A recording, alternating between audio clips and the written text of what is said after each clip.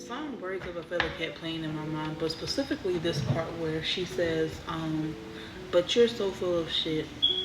Tell me it's a bit. Say you don't see it, your mind's polluted. Say you wanna quit, don't be stupid. And I don't know what I'm crying for. I don't think I could love you more. Might not be long, but baby, I don't wanna say goodbye. Okay, birds of a feather, we should stick together. I know um, I say I never think I wasn't better alone. Can't change the weather. Might not be forever. But if it's forever, it's even better. So somebody definitely feels like you two make a perfect pair. Um, and I'm getting chills speaking of this at this moment. Somebody definitely feels as though you guys are meant to be together, almost like a soul connection, like a kingdom connection. I do feel as though with this person having this strong urge to be with you, if this is a man, I definitely see that this person is going to pursue you. And I do feel as though before this person pursues you, though, I do see this person actually going through a transition, allowing themselves to experience life alone, to be happy with themselves, to build a connection truly with God. I truly see this person building themselves up for the kingdom, so that when they come across you, or when they come back to you, or if this is a new person, when they come together with you, you guys will be able to pursue your kingdom mission together, because you're not supposed to be doing um, you're not supposed to be pursuing your kingdom mission alone if you're with your spouse, unless God ordains it so. But usually, God brings two together so that they can fight spiritual battles together, because they're much stronger together. Two is stronger than one, right? So we have the World card with the Six of Swords in reverse. I don't know why the Spirit just told me to go ahead and pick this up, but Holy Spirit is like, baby, this is the message. So, um, this person is definitely stepping into a new era of their life, but I do feel as though this person is kind of stuck in their ways mentally. Um, I see that this person is literally fighting some type of internal battle. They're taking the initiative to really step up to the plate and become a better version of themselves. Yep, the Wheel of Fortune with the World card. I do feel as though this person is embracing whatever difficulties that they may be going through, whatever fallouts they may be having with people. It's like they taking it. You feel me? Like at one point, these things used to affect them, where they would go cry in a corner, or they would go beg for these people to come back. But now I feel like this person is okay with being alone, because they're not alone. They have God. Whereas before, they didn't have a connection with God, so they cared too much about other people. You get what I'm saying? The main part of that song that keeps sticking out to me is, you're so full of shit. So you may feel like this person may not really be about what they about their business. Let's say that, because I don't feel like this person is really talking about them going through their healing process, because they may not want a lot of people to know that they're taking this new journey in their life. And I feel like they're smart for this person, because if they were to put people in their business, more than likely these people who are very evil may try to do some type of energetic work to get this person to turn around, or turn their vision around, or whatever. And them being new to the path of trying to choose God, they're very vulnerable to that magic that this person is used to participating in and having other people do for them, because they wanted to win in life and they felt like that was the way to go. This is the energy that I'm picking up. This person used to hang with a lot of people who were doing wicked things to try to turn a lot of fortunes into their favors. Turn a lot of people's fortunes into their favors. You get what I'm saying? Like, say for instance, if you had a fortune or you had a promise on your life, they would suck your energy and use your energy to try to manifest for themselves. You get what I'm saying? Like, this is the type of energy that this person may have participated in. But now they're turning a new leaf. It's like the people that they had around them are now realizing that this person is shifting, that this person is changing. This person may not even be spending time with them no more. They may not be really hanging out with them no more. They may not be hearing from this person no more, because this person is fasting. This person is in their word. This person is reading. This person is praying. This person is literally praising and worshiping. Like, this person is doing things that you have shown them. You feel me?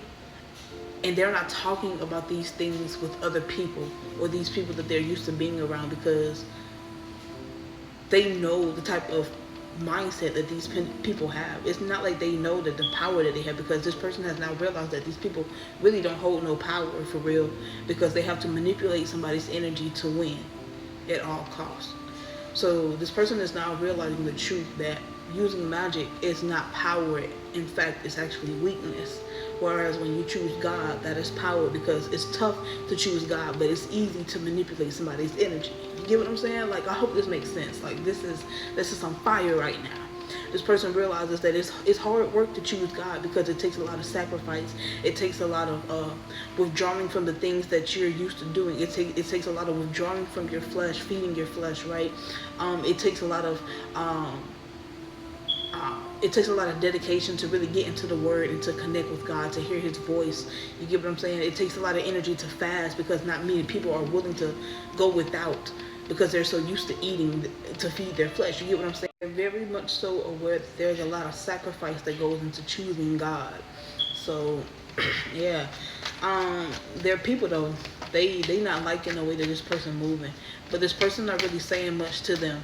You feel me? Like, this person may be fibbing to protect themselves against these people, because these people may trying to figure out, like, what you got going on? Why you acting different? Why you moving different? You feel me? Like, what's up with you? Like, what you got going on? But this person knows that they are protected by God. So no matter, even if these people try to do anything, all this person has to do is pray and have faith in God to deliver them. You get me? But like I said, this is somebody who's new to the walk with God. So they're very vulnerable to these powers, because they don't really have a strong prayer life. They don't really have, that foundation or those people around them to protect them, because they're now taking this walk and this journey on their own. So the only person they have to protect them is God, and that's more than enough if you ask me. That's more than enough, okay? But like I said, this person has to be willing to pray every time there's some type of difficulty in their life, some feeling that they may not understand. They have to be willing to pray to God, and these are things that are bound to happen. If I'm not mistaken, these are things that are bound to happen, so that this person can learn that in the midst of a storm, in the midst of people trying to come for you, know to get down on your knees and pray, or know to just pray. You get what I'm saying? Call out to me, call for me. That's all you have to do, because God will intervene, but he won't intervene unless we say something to him, because most times we feel that we can handle things on our own, right? So if we call on God and let him know, like, hey, God, I need you, he'll intervene. It's that simple. It's that simple. Almost like, what they say, closed mouths don't get fed, right? That's the saying. That's what I'm picking up here. That's basically what's going on. If this person don't call out to God, God can't really do anything for them until God sees that this person is dedicated and committed to actually, trying to build a life, or trying to create a relationship with him. So we have the Six of Swords at the bottom of the deck energy. Somebody here is moving on. Like I said, somebody is moving on from a lot of things that were keeping them stuck in place here. And these things that this person, like I said, were doing to keep them stable or to keep them afloat, they were manipulating a lot of energies to try to come out on top financially. I feel like there was a lot of manipulative energy in this person's background that they're trying to get away from. Like, they want a new beginning. They want a new life, because they want things to be refreshed when they come back around. But I don't see their past people really letting up on them. But it's meant to happen that way. Like I said.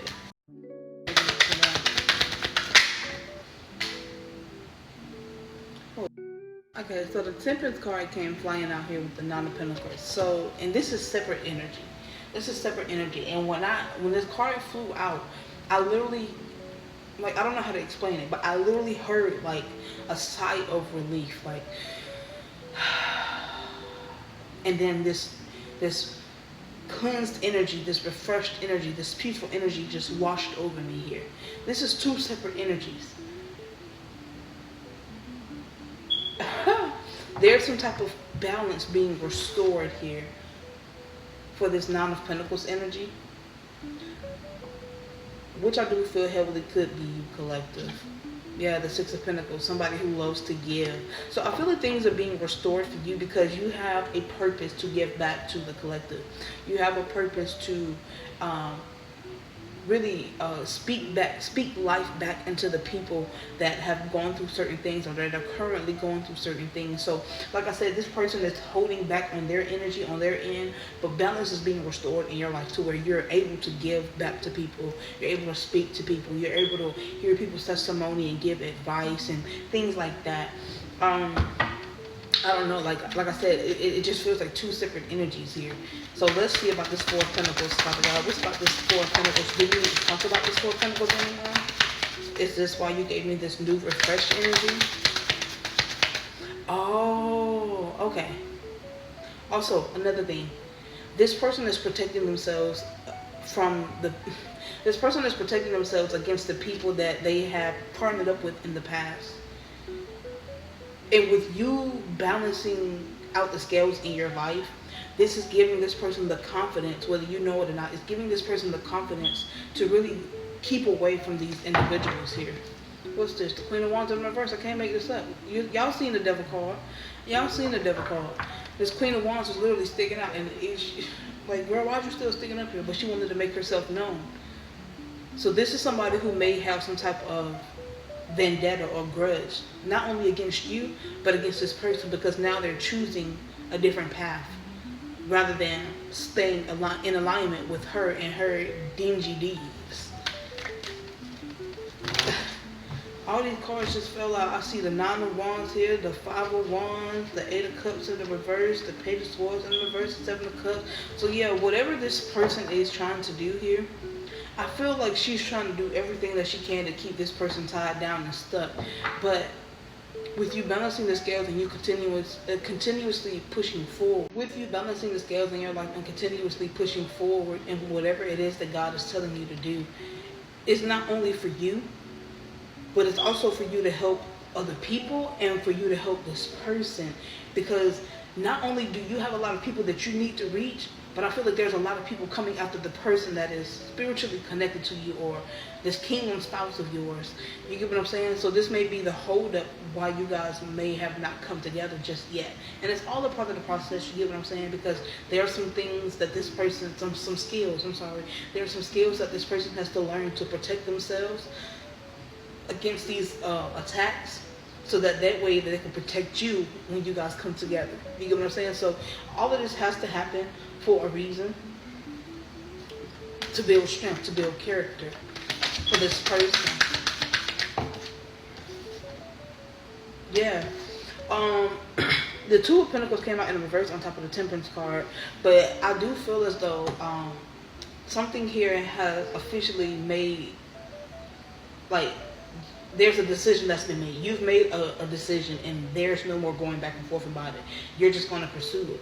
Because at one point, I feel like you were kind of devastated. You were stuck. You didn't know what choices to make. Yeah, Three of Swords in the reverse with the Five of Pentacles. I do see like you were definitely hesitant to pursue whatever this is, but once you got the ball rolling, there was no stopping you, and there is no stopping you, because God continuously gives you the strength. The Six of Swords, I can't make this up. There's some drive that God has embedded in you. There's a strength underlying in you that gives you the motivation to keep getting up and get things done, because you know there's a purpose bigger than you. There's something bigger than you that is causing you to really, really, really, really push forward. And it's because whatever you're doing and whatever God has you doing at this moment, you're also helping this person in the background. Ooh, tell me more about this connection. You're actually helping this person in the background by doing what you need to do and getting your job done. It's helping this person spiritually gear up and become stronger. Like, I don't know how to explain it. Like, don't give up. Like, it's like you're motivating this person to not give up. So we have the Hermit card with the Queen of Pentacles. So I do feel as though whatever it is that you're doing, you're not really communicating with a lot of people about this. I feel like you're really keeping this to yourself, because this is wisdom that you can't buy at a store or that you can't get out of a book. This is wisdom that comes from within your spirit, because God has blessed you with the Holy Spirit to be able to portray these messages out to these people, or to speak these positive words out to people. You get what I'm saying? Which is going to be beneficial for you. You're very much so in your boss girl, boss man era. So there's no type of worrying for you on your end, because I feel like you've been through the storm already. You've been through that already. And now you step into this new paradigm of your life, this new shift, this new cycle of your life. And it's just, everything just feels refreshed. Almost like when you step out the shower and you get that blow of air that touches your body. It's just like, ooh, minty fresh. You get what I'm saying? Like, yes, I feel clean. I feel refreshed. That's what this is. That's what this is. But now you have this person, because you have stepped into this new cycle. Now it's like this person has stepped into the cycle of healing themselves, because you were in that cycle of healing yourself, right? You healed yourself, you released, and then you had to go through your Job season where you lost a lot of things and you really had to let go and let God. But now you've stepped into this refresh cycle of your life, and it's like now, wherever you're at now, this person is a step behind you. You get what I'm saying? This person has to now release and to let God, to lose everything, like the Job cycle of their life. You get what I'm saying? But it's necessary for this person to see what they need to bring with them in this new season of their life, because this is somebody who tends to carry around a lot of unnecessary baggage, almost like a hoarder. Like, they just carry unnecessary stuff around, unnecessary people, unnecessary energies, unnecessary thoughts, unnecessary ways, just for the fun of it. And yeah, God is calling it quits on that, because it's enough of that. Because when God brings you two together, there's none of that negativity that should be around, that should be thriving in this kingdom marriage, kingdom relationship, kingdom situation. I'm hearing this is a multi-billion-dollar business. That's what I'm hearing. This is a multi-billion-dollar business. You get what I'm saying? I don't know where that came from, but whatever it is, when it comes to this kingdom relationship between you two, this is something that is very priceless. Like, you can't get this anywhere else. So you wouldn't want to mess this up when it comes together, because there won't be no coming back from that. Like, the damage that will be done, it will be something that's unforgettable. It would be something that's forgivable, but it would be something that's unforgettable for somebody to want to continue living through, when it's supposed to be a kingdom marriage, right? Something blessed by God, and God is not going to allow any type of damage to be done. Yeah, you're going to have your bickering, your disagreements here and there, but if it's in God's name and God's will is on it, God is not going to allow it to have a bad picture, okay? Like a toxic relationship, and God, they're going to say, oh, God covered that, and God going to be looking like, no, that wasn't me. No,